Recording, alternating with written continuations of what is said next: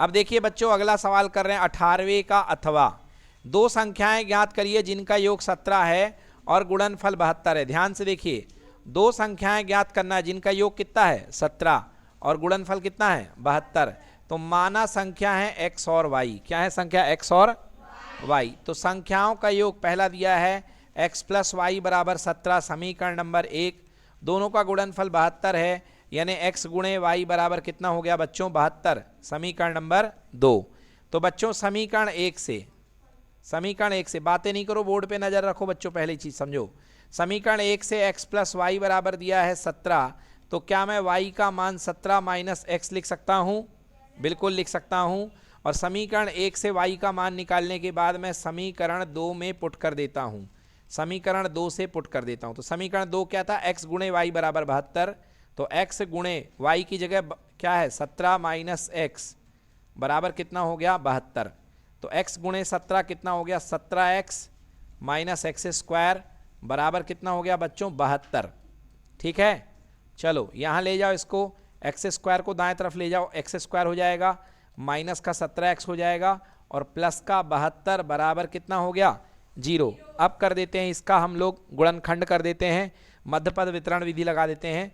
तो गुणा करने पर 72 आना चाहिए और जोड़ने पर 17 आना चाहिए। तो नंबर क्या बन गए माइनस का 8 और माइनस का 9, 8 नाम 72। तो 0 बराबर एक्स स्क्वायर माइनस का 8x माइनस का 9x और प्लस का 72। चलो कॉमन ले लो, x कॉमन लिया x माइनस 8 माइनस 9 कॉमन लिया x माइनस 8 बराबर 0 चलने दो। x माइनस 8 कॉमन ले लिया, x माइनस 9 कॉमन ले लिया, तो x माइनस 8 बराबर 0 या x माइनस 9 बराबर 0। तो संख्या बन गई x बराबर 8 या x बराबर 9। तो हमारे पास दो उत्तर आ चुके हैं, x का मान 8 आ चुका है बच्चों या x का मान कितना आ चुका है 9 आ चुका है। अब हमको चाहिए है y का मान। क्या चाहिए है y का मान। तो बच्चों y बराबर है 17 माइनस एक्स। तो 17 माइनस एक्स की जगह 8 रख दो, तो 17 में से 8 गए 9 आ गया। और यहाँ से y का मान 17 माइनस एक्स है, तो यहाँ पर 17 माइनस 9 रख दोगे तो मान कितना आ जाएगा 8।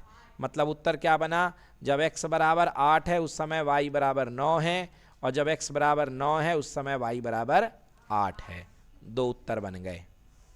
देखिए बच्चों ध्यान से देखिए इस बात को, कह रहा है क्वेश्चन नंबर 19, अगर त्रिभुज ODC समरूप है OBA, ODC समरूप है OBA के, बहुत बढ़िया, और BOC बराबर 125 है और CDO बराबर 70 है, तो बताइए OAB का मान ज्ञात करना है। बच्चों बढ़िया क्वेश्चन है, देखिए कैसे करेंगे इसको। बेटा देखो क्या कह रहा है कि ODC समरूप है OBA के, ठीक है, मतलब O वाला कोण। अब सबसे पहले यहाँ पे आपने 125 दे रखा है, देखो ध्यान से, ऐसे एक रेखा आ रही है, ये ऐसे एक रेखा आ रही है, इसको यूं काट के निकल गया और ये बन गया 125। बोलो दिया है कि नहीं दिया है। अब मुझे बताओ 9th क्लास में आपने पढ़ा है ये पूरा का पूरा कोण कितने डिग्री 180 होता है कि नहीं होता। तो जब 180 में से 125 भाग लेगा तो 180 माइनस 125, बताइए ये कितना बन जाएगा 7 बन जाएगा, 7 में से 2 गए 55। मतलब ये वाला कोण कितने डिग्री हो गया 55 डिग्री, हाँ या ना। ये वाला कोण कितने डिग्री हो गया 55 डिग्री। तो ये वाला कोण हो गया है 55 डिग्री है, ये वाला कोण कितना हो गया 55 डिग्री। ठीक है, ये हमने बाहर लिख दिया, अंदर जगह नहीं है। अब आपसे कह रहा है बेटा देखो मेरे, अगर ये 55 है तो ये भी क्या होगा 55 होगा, ये वाला 55 है तो ये भी क्या होगा 55। अब देखो क्या कह रहा है इनका कि कोण OAB का मान ज्ञात करना है। किसका मान ज्ञात करना है, कोण OAB का। ध्यान से देखो बच्चों, अब अपने पास में दो कोण आ चुके हैं, 70 मिल चुका है 55 मिल चुका है, तो त्रिभुज के तीनों कोणों का योग कितना होता है 180 होता है। तो ये 70 है ये 55 है, तो C वाला कोण पता चल जाएगा कि नहीं चल जाएगा, चल जाएगा, क्योंकि कोण D प्लस कोण C प्लस कोण O तीनों का योग कितने डिग्री होगा 180। कोण D का मान यहाँ पे 70 है, कोण C का मान पता करना है और कोण O का मान 55 है, बराबर 180। तो भैया यहाँ पे 70 और 55 हो गए 125 और प्लस C बराबर हो गया कितना 180। तो कोण C बराबर 180 में से 155 चले गए, बताओ कितना बन गया 55 बच गया। कितना बच गया हाँ, मतलब ये कोण भी अपने पास में 55 डिग्री हो गया। हो गया कि नहीं हो गया? अब बच्चों ध्यान से देखो, एक चीज सुनो यहाँ पे ध्यान से। एक कोण है ओ डी सी, ये त्रिभुज ओ डी सी है, और ये समरूप है त्रिभुज ओ बी ए के। ओ बी ए के, एक चीज ध्यान से देखना, ये समरूप है त्रिभुज ओ बी ए के। बोलो क्लियर कि नॉट क्लियर? ये त्रिभुज ओ बी ए के समरूप है। तो बेटा देखो, कोण ओ के बराबर है, मतलब ये 55 है, तो ये वाला भी कितना होगा? 55 होगा। बोलो होगा कि नहीं होगा? और डी वाला कोण किसके संगत आ रहा है? बी के संगत। डी वाला किसके संगत है? बी के। तो डी पर कितना बन रहा है बच्चों? 70। डी पर कितना बन रहा है? 70। तो यहां बी पर भी कितना बनेगा? 70 बनेगा। बोलो हाँ ना? अब बताओ यहां पर सी पर कितना बन रहा है? 55। सी पर कितना बन रहा है? 55। और सी वाला पार्ट किसके संगत है? ए के। किसके संगत है? ए के। तो ए पर भी कितना बनेगा? 55 ही बनेगा। बोलो हाँ या ना?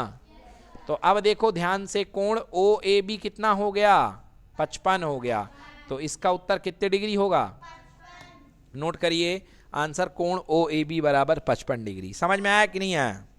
अगला देखिए बच्चों, दो त्रिभुजों की समरूपता की शर्तें लिखिए। बेटा दो शर्तें हैं। नंबर 1, अगर दो त्रिभुज समरूप हैं तो नंबर 1, इनके संगत कोण बराबर होने चाहिए। क्या होने चाहिए? संगत कोण क्या होने चाहिए? बराबर होने चाहिए, पहली शर्त। दूसरा, संगत भुजाएं क्या होनी चाहिए? समानुपाती। क्या होनी चाहिए? समानुपाती, मतलब सबका अनुपात समान होना चाहिए। संगत भुजाएं समानुपाती होनी चाहिए। तो संगत कोण बराबर होना चाहिए, और दूसरा संगत भुजाएं क्या होनी चाहिए? समानुपाती होनी चाहिए। संगत भुजाएं क्या होनी चाहिए? समानुपाती। डन। देखिए बच्चों 20वां सवाल क्या कह रहा है। एक लकड़ी के ठोस बेलन के प्रत्येक सिले पर एक अर्धगोला खोदकर निकालते हुए एक वस्तु बनाई गई है, जैसा कि आकृति में दर्शाया गया है। यदि बेलन की ऊंचाई 10 सेंटीमीटर है और आधार की त्रिज्या 3.5 सेंटीमीटर है, तो इस वस्तु का संपूर्ण पृष्ठीय क्षेत्रफल ज्ञात करना है। तो देखो क्या करा गया है कि यहाँ पर आपके पास में एक बेलन है। ये बेलन बना लो, इस तरीके का बना हुआ है। पहले ये बेलन था, ठीक है। मान लो ये लकड़ी का कोई बेलन था, ये लकड़ी का कोई बेलन था। अब इसमें बेटा यहाँ से भी एक अर्धगोला खोखला कर दिया गया, और यहाँ से भी एक अर्धगोला खोखला कर दिया गया। तो यहाँ पर एक तरीके से ये दो अर्धगोले बने हुए हैं। क्या बने हुए हैं? दो अर्धगोले बने हुए हैं।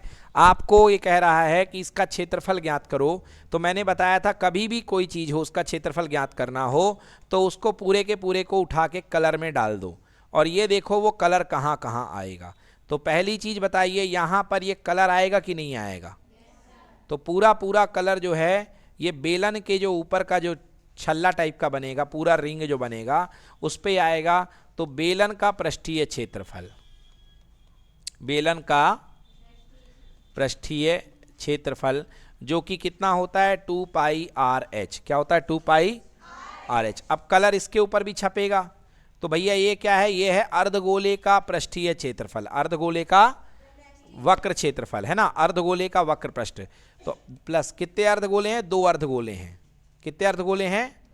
एक ऊपर और एक नीचे, अर्धगोले का वक्र पृष्ठ। तो भैया 2 गुना अर्धगोले का, एक अर्धगोले का वक्र पृष्ठ क्या होता है? 2 पाई आर स्क्वायर। 2 पाई, तो कुल मिला के आ गया 2 पाई आर एच, और 2 दूनी 4 पाई आर स्क्वायर। ये बन गया आपका फॉर्मूला। चलो अब मान रख दें। तो मान रखने के पहले कुछ कॉमन दिख रहा है मेरे को यहाँ पे, उसको कॉमन ले लूँ। तो मैं पाई कॉमन ले लेता हूँ। क्या ले लेता हूँ? Pi common. अंदर बच गया 2RH, और यहाँ बच गया 4R स्क्वायर। बोलो बच गया कि नहीं बच गया? 2RH और 4R स्क्वायर। चलो वैल्यू पुट करते हैं। अब हमको जो सवाल में वैल्यू दी गई है, देखो भैया बेलन की ऊंचाई 10 सेंटीमीटर है, मतलब यहाँ जो हाइट है वो कितनी है? 10 है। हाइट कितनी है?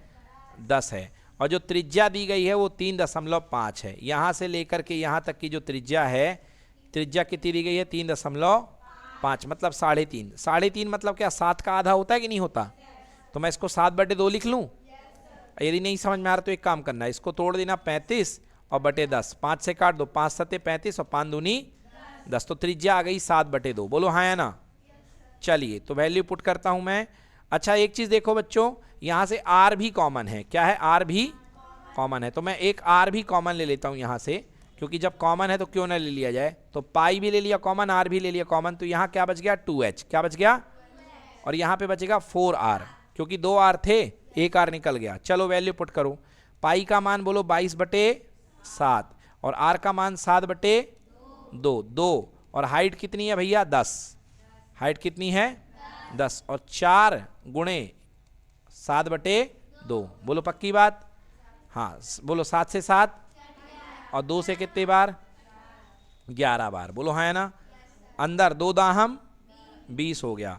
और भैया ये कट गया 2 से कितने बार? 2 बार। और 2 सत्ते, बहुत बढ़िया। 14 और 20 का योग कर दो तो 11 गुणे 14 और 20 कितना हो गया? 34। कितना हो गया? 34। हाँ या ना?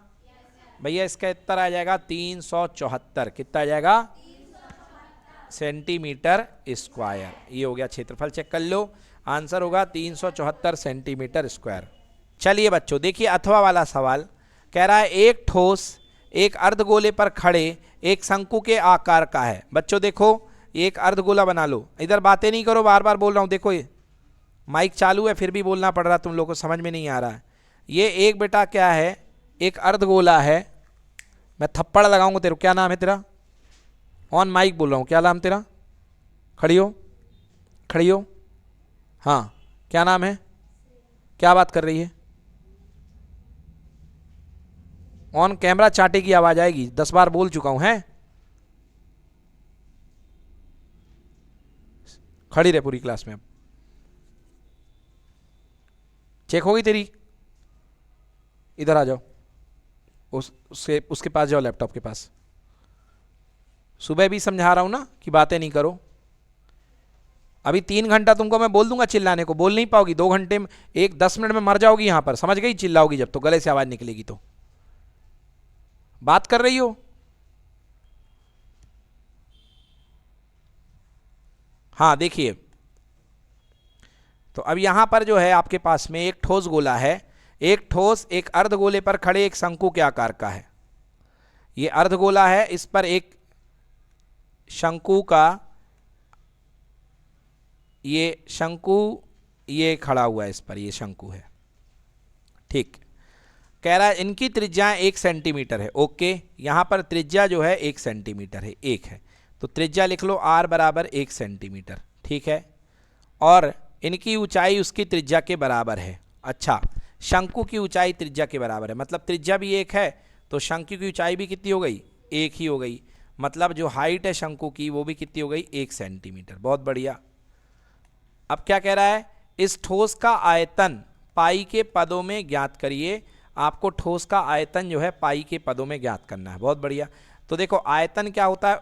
ठोस का आयतन,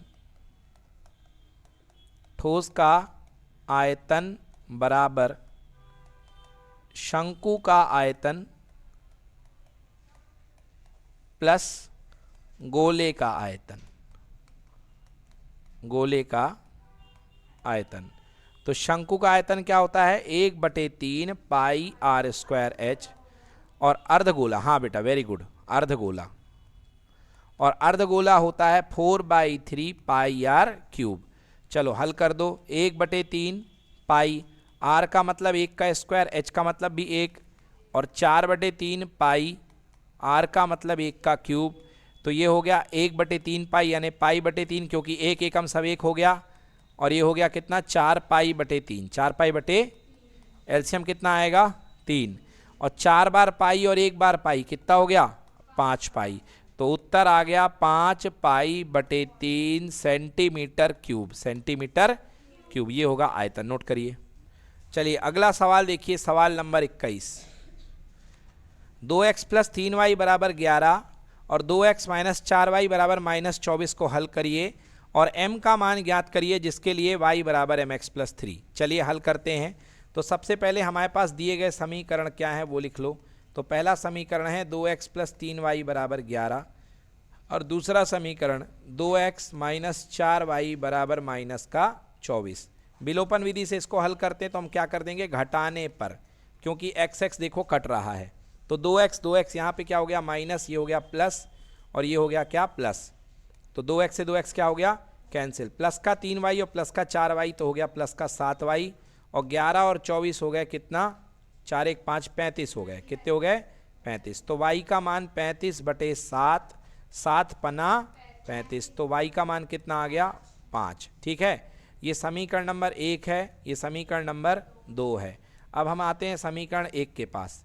तो समीकरण 1 से क्या हो जाएगा 2x प्लस 3y बराबर 11, 2x प्लस 3y बराबर 11। ठीक है ना, तो 2 गुणे x प्लस 3 गुणे y का मान कितना 5 बराबर कितना 11, तो 2x प्लस 3 पचे 15 बराबर कितना 11, तो 2x बराबर 11 माइनस 15, 2x बराबर कितना माइनस का 4, तो x बराबर माइनस 4/2, आंसर कितना आ गया -2। ठीक है ना, क्लियर, x का मान कितना आ गया माइनस का 2, ये x आ गया, ये y आ गया। अब देखो बेटा जो आपके पास में समीकरण, हाँ कोई गलती क्या बेटा यहाँ पे, देखिए अभी इसका, अब इसके बाद में है, अब यहाँ पर अपन वैल्यू पुट कर दें पहले। तो अब अपने पास में जो समीकरण है वो दिया गया है y बराबर mx प्लस 3, y बराबर mx प्लस 3, तो y का मान यहाँ पे 5 है, m का मान पता नहीं, x का मान -2 और प्लस का कितना 3, तो 5, देखो प्लस 3 था इधर आएगा तो -3 हो जाएगा, बराबर m गुणे -2 मतलब -2m, 5 में से 3 गया कितना बचा 2 बराबर -2m, तो m बराबर 2/-2, 2/-2, 2 एकम 2, माइनस ऊपर आ जाएगा, m का मान कितना आ गया -1। देखिए अथवा क्वेश्चन, 2 अंकों की संख्या के अंकों का योग 9 है, इस संख्या का 9 गुना संख्यों के पलटने से बनी संख्या का